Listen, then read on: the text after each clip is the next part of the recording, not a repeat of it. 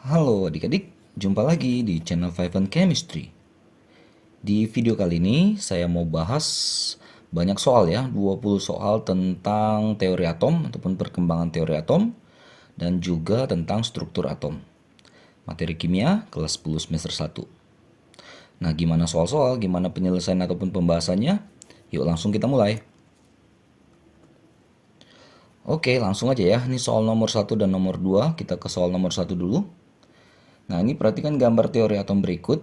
Ini disusun secara acak ini ya, urutannya 1, 2, 3, 4, 5 ya. Nah, jadi yang ditanyakan adalah urutan perkembangan teori atom yang tepat itu dari mana ke mana. Oke, kan sudah belajar ya teori atom. Di sini dimulai dari Dalton. Lalu ada J.J. Thomson. Lalu ada Rutherford. Lanjut ke Niels Bohr dan mekanika kuantum. Nah, gambar-gambar itu yang sesuai dengan kelima teori ini yang mana? Yang Dalton itu jelas atom bagian paling kecil ya, bola pejal nomor 4, nggak ada isinya ya. Thomson nemuin elektron nomor 1 seperti roti kismis. Rutherford yang nomor 5 ya, ruang hampanya ada di dalam atom. Bohr ada lintasan-lintasan di nomor 2. Mekanika kuantum jadi orbital ya, ada awan-awan elektron. Jadi urutan sesuai dengan perkembangan teori atom yang tepat adalah yang E. Lanjut nomor 2. Perhatikan tabel berikut, ada teori atom atau juga percobaannya ya. Dan ada nama tokohnya. Nah, kita diminta untuk menentukan pasangan data yang tepat antara teori atom dengan nama tokohnya. Oke, satu inti atom ditemukan melalui percobaan hamburan sinar alfa pada lempeng emas. Nah, itu yang satu itu punya si Rutherford, percobaan Rutherford. Jadi satu itu ke C. Lalu yang nomor 2 orbital itu kata kunci aja sebenarnya diingat ya. Di mekanika kuantum atau modern.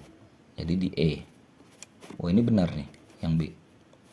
Cek lagi ya. 3 elektron mengelilingi inti atom dalam keadaan stasioner. Stasioner ini berarti dia nggak memancarkan gitu ya. Jadi ada lintasan khusus orbit, yaitu si Niels Bohr ya. Jadi 3 harusnya ke D. 4, nah ruang hampa itu keywordnya dari si Rutherford. Jadi 4 harusnya ke C. Sedangkan 5 bagian terkecil itu berarti si Dalton ya. Itu harusnya ke A. Maka yang tepat yang B ya.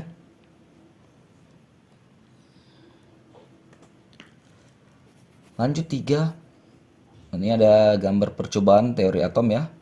Nah, partikel subatom yang ditemukan dari percobaan tersebut adalah, nah ini kan percobaan sinar katode. Katoda atau katode ya. Ini dari si J.J. Thomson ya. Nah, ini menemukan apa? Yes, menemukan elektron. Jadi ingat ya, gambar-gambar percobaannya itu sering ditanyakan juga. Nah, termasuk nomor 4 nih. Ini gambar percobaan, ini hamburan sinar alfa ya ke lempeng emas punya si Rutherford. Percobaan Rutherford. Rutherford tuh menemukan inti atom. Ya, makanya nanti ada sinar yang berbelok dan juga bahkan ada sinar yang mantul. Jadi nggak semuanya lurus-lurus saja ya. Lanjut 5. Nah, di percobaan tabung sinar katode itu ditaruh kincir ya. Diletakkan kincir di situ. Nah, ternyata kincir itu berputar ketika dikenakan terhadap sinar katode itu. Di J.J. Thomson ini ya, waktu nemuin elektron. Jadi, itu membuktikan apa? Nah, itu membuktikan bahwa sinar katode itu bukan sekedar cahaya biasa, tapi juga merupakan partikel. Makanya baling-balingnya atau kincirnya bisa berputar. Nah, itu dikenal dengan istilah dualisme cahaya oleh si de Broglie di mekanika kuantum itu dibahasnya ya. Lanjut soal nomor 6. dibandingkan dengan teori atom Rutherford, teori atom Niels Bohr itu kelebihannya apa? Nah, Rutherford kan menemukan inti. Lalu kan ada elektron katanya mengelilingi inti. Nah, jadi kan yang dipertanyakan secara teori fisika oleh si Maxwell adalah kalau elektron mengelilingi inti kan memancarkan energi. Nanti lama-lama habis dong energinya atau berkurang. Jadi nanti dia dekat ke inti. Lama-lama tabrakan dengan inti, hancur dong gitu. Itu Rutherford itu yang bisa dianggap sebagai, bukan dianggap ya, itulah memang kelemahan dari teori Rutherford. Kenapa sih elektron nggak jatuh ke inti? Kan lama-lama lintasannya makin dekat. Ya kayak bayanginnya kayak obat nyamuk ya. Makanya ada juga yang bilang teori obat nyamuk nih. Nah, si Bohr itu percaya inti atom yang ditemukan oleh si Rutherford. Cuma dia kasih gagasan tentang yang namanya orbit. Orbit atau lintasan. Orbit atau kulit atau lintasan. Nah, di mana orbit atau lintasan itu atau kulit itu menyatakan tingkat energi. Jadi, kalau kamu cuma jalannya di sini elektron di sini, jadi dia stasioner, nggak mengeluarkan energi, nggak mancarin energi ya, dan juga nggak nangkap energi gitu. Tapi bisa pindah bisa kalau dikasih energi ya. Tapi kalau dalam keadaan lintasannya saja keliling di situ, dia stasioner, nggak ngelepas, nggak menarik energi. Jadi kuncinya perbedaan Rutherford dengan si Niels Bohr adalah di orbit atau lintasan atau tingkat energi ini. Maka cari jawaban yang ada keyword ini gitu ya. Keberadaan elektron pada tingkat-tingkat energi tertentu saat mengelilingi inti atom. Nih. Jadi itulah kelebihan si Niels Bohr dibandingkan Rutherford. 7 dan 8 ada pernyataan tentang atom 1, 2, 3, 4, 5 yang mana yang berkaitan dengan postulat Dalton. Dalton bilang atom bagian paling kecil ya, dia berbentuk bola pejal. Nah, ini benar. Elektron tidak. Nah, kalau elektron itu belum ada di Dalton, jadi udah pasti salah. Atom suatu unsur adalah identik ya. Jadi dia bilang dalam unsur itu atom-atomnya identik sifat dan masanya. Sifatnya identik, tapi kalau masanya belum tentu ya, karena ada yang namanya isotop ya. Lalu elektron bergerak, ini kalau ada kata elektron udah pasti salah karena di Dalton belum ada elektron. Belum dibahas elektron ya, mulai ketemu itu kan di J.J. Thomson. Tingkat energi itu berarti si Bohr ya. Atom terdiri dari inti atom dan elektron. Inti atom itu ditemukan di Rutherford. Berarti 1 dan 3 nih. Lanjut. Perhatikan beberapa pernyataan berikut. Ada 5 juga ya. Kelemahan dari Rutherford. Nah tadi yang saya bilang ya. Jadi dia tuh kayak dikritik gitu sama orang fisika. Kenapa sih elektron kalau mengelilingi inti dia nggak jatuh ke inti, nggak tabrakan dengan inti. Padahal kan selama dia mengelilingi inti dia memancarkan energi gitu ya. Jadi lama-lama nanti makin dekat lintasannya, ya berarti nanti akan tabrakan. Ya karena plus dan minus dia. Nah, itu kelemahannya. Jadi ini tidak dapat menerangkan alasan mengapa elektron tidak jatuh ke dalam inti. Nah, itu bertentangan dengan teori gelombang elektromagnetik milik si Maxwell. Jadi 3 dan 4 yang lebih tepat ya.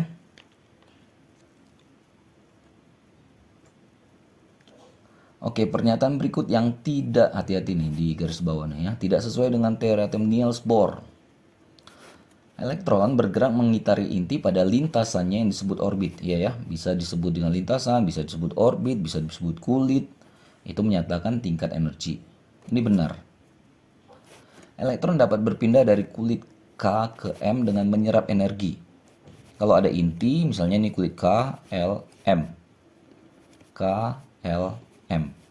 Nah, semakin ke kanan itu kan tingkat energinya makin tinggi. Jadi kalau dari K ke M itu harus dapat energi. Ya, menyerap energi. Jadi ini benar. Elektron mengelilingi inti atom dalam keadaan stasioner. Artinya dia nggak ngelepasin energi atau nggak nyerap energi di dalam lintasannya itu. Misalnya dia cuma mutar di K, ya udah nggak apa-apa. Nggak lepasin, nggak menyerap energi kalau cuma di K saja gitu, kalau di lintasannya saja. Ini benar. Elektron bergerak pada kulit elektron yang mempunyai tingkat energi tertentu. Betul, jadi tingkat energi K, L, M, dan seterusnya itu ada ya tertentu.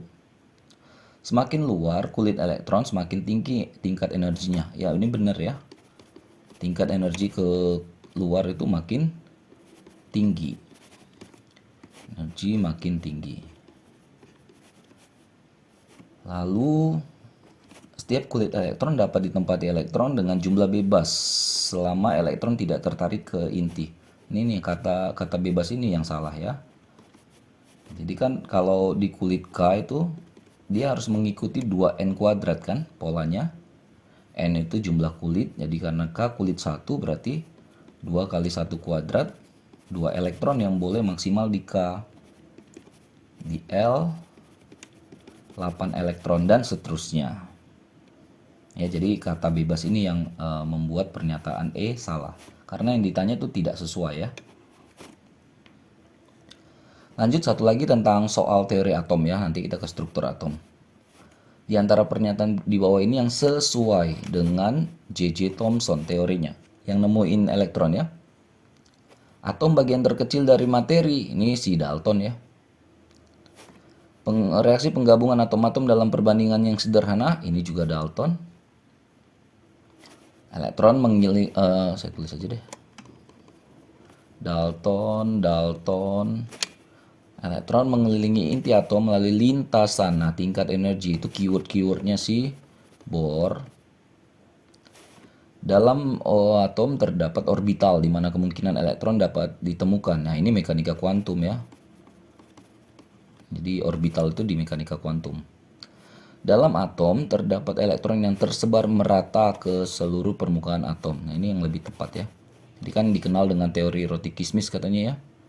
Ini permukaan rotinya, ini ada elektron-elektronnya yang tersebar aja ini. Nih, bebas. Oke, yang lebih tepat yang E ya, yang nomor 10. Lanjut, nah ini lebih ke struktur atom ya.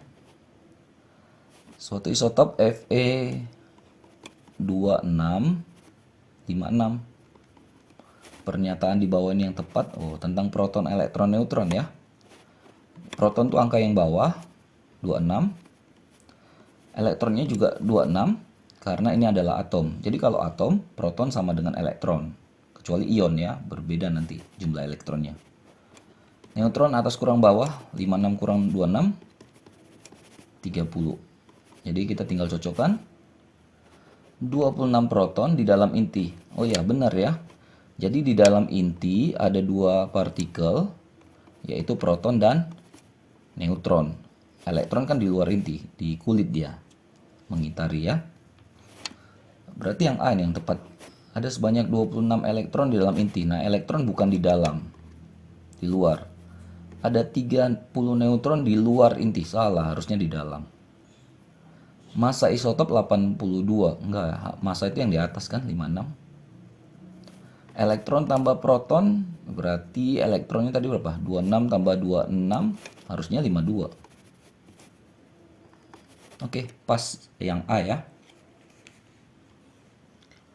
Nomor 12, Ni, nomor atomnya 27 katanya. Taruh di bawah. Massa 59, taruh di atas. Tapi dia 2+. Oke, nanti kita combine aja bedanya. Yang normal dengan yang 2+ ya. 59, ini 27. Oke, yang atom netral dulu. Proton angka bawah. Elektron juga sama karena atom. Neutron atas kurang bawah. Jadi 59 min 27 itu berarti 32 ya. Nah, yang ditanyakan yang 2+. Protonnya nggak ngaruh. Proton itu identik kas dari suatu atom ya.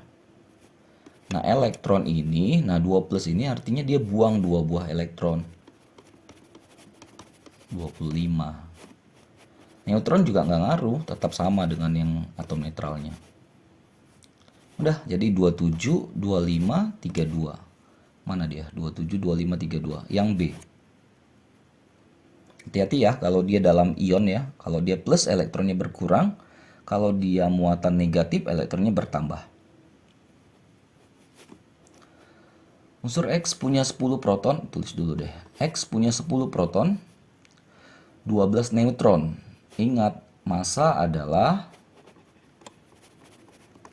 proton tambah neutron. Jadi elektron gak ikut karena massa elektron kecil. Diabaikan ya. Berarti 10 tambah 12. Tulis di sini. Lalu ada Y. Nomor massa 23 tulis di atas.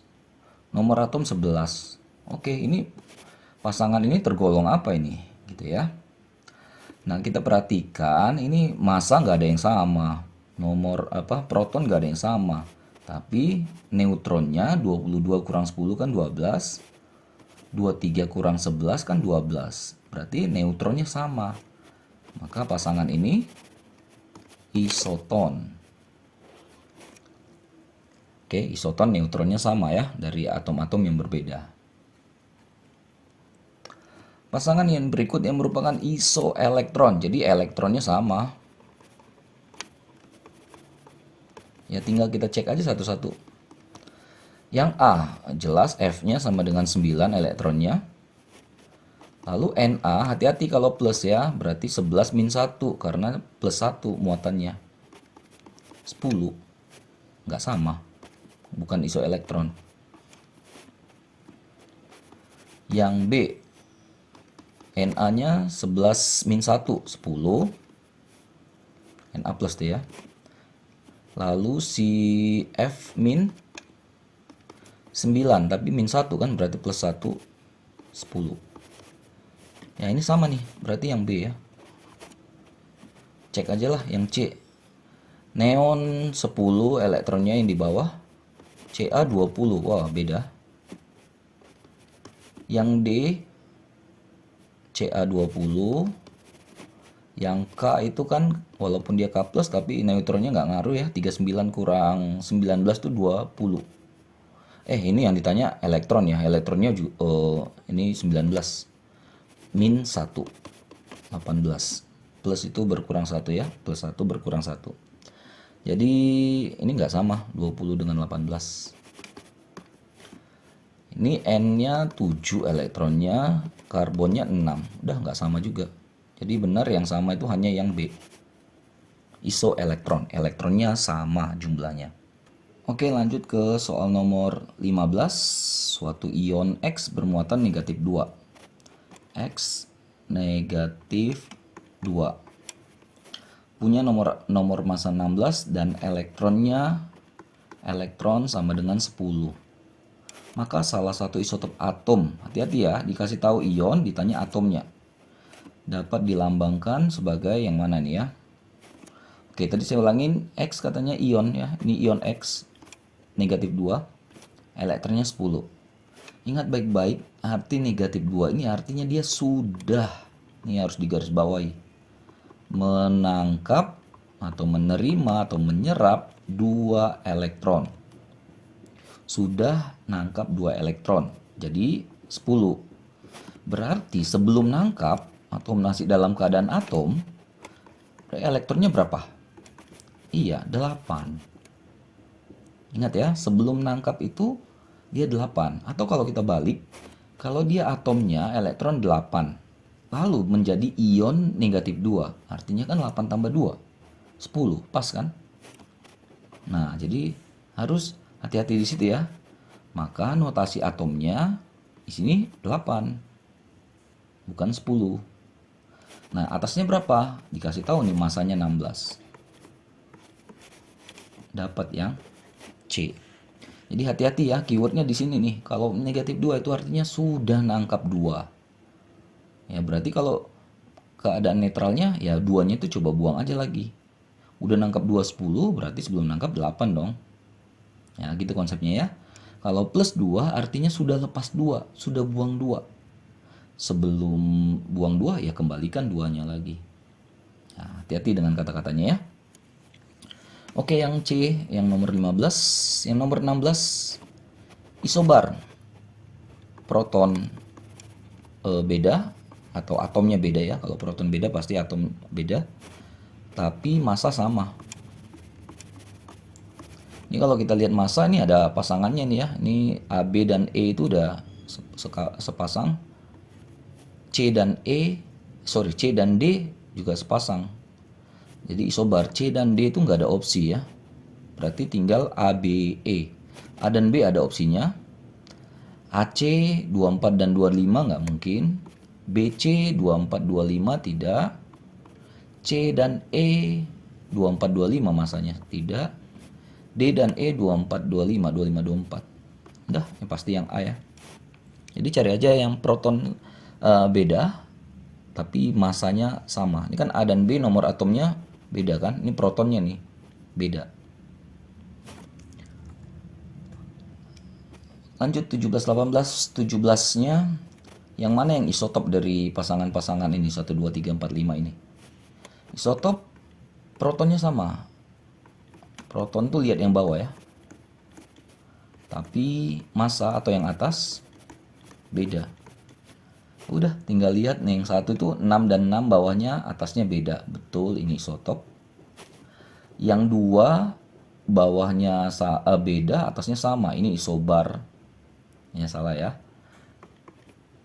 Yang tiga bawahnya sama, atasnya beda. Nah, ini isotop. Yang empat bawahnya beda, atasnya sama. Salah ya, isobar. Lalu yang 5 ini apa ini ya? Nggak ada yang sama juga.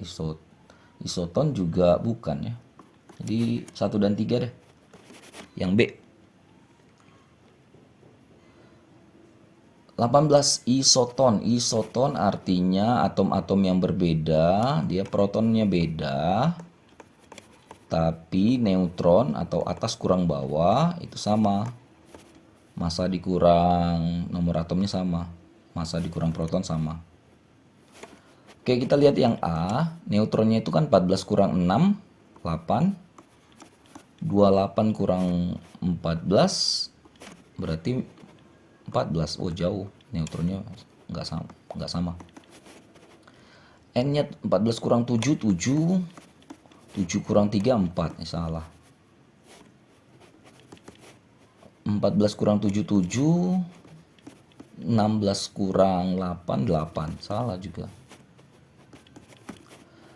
24 kurang 12, 12. 40 kurang 20, 20. Yang E, 40 kurang 20, 20. Yang K-nya 39 kurang 19, 20 juga. Nah, ini yang benar. Neutron itu atom-atom yang berbeda, protonnya beda, tapi neutronnya sama, atas kurang bawahnya sama. Oke, dua terakhir ya. 19. Diketahui jumlah proton dan elektron suatu ion. Hati-hati lagi ya. X2+. Katanya proton tambah elektronnya sama dengan 48 jumlahnya. Neutronnya sama dengan 30. Lambang isotop yang tepatnya, ini atom semua ya. Itu yang mana yang cocok? Oke, hati-hati ya. Kalau dia masih dalam X, berarti proton sama dengan elektronnya. Kalau netral. Tapi kalau dalam ini, proton tidak sama dengan elektron. Karena 2+ artinya elektron lepas 2. Artinya jumlah proton lebih gede daripada si elektron. Mereka selisih 2. Jadi proton sama dengan elektron tapi ditambah 2. Karena banyakkan si proton. Jadi kalau protonnya 10 pasti elektronnya 8. Elektron berkurang 2. Tahu dari mana berkurang 2? 2+. Ya, jadi kita kayak dapat persamaan gitu nih ya. Lalu kita gabungkan ke persamaan ini. Saya taruh di sini deh. Proton tambah elektron katanya nilainya 48. Proton itu sendiri adalah elektron tambah 2. Ditambah elektron lagi. 48. Berarti elektron tambah elektron, 2 elektron ya. 2-nya pindah ke kanan, 48 kurang 2, 46. Atau elektronnya sendiri berarti bernilai 46 bagi 2, 23. Oke, kalau kita dapat elektron 23, balik lagi ke persamaan tadi. P tambah E sama dengan 48.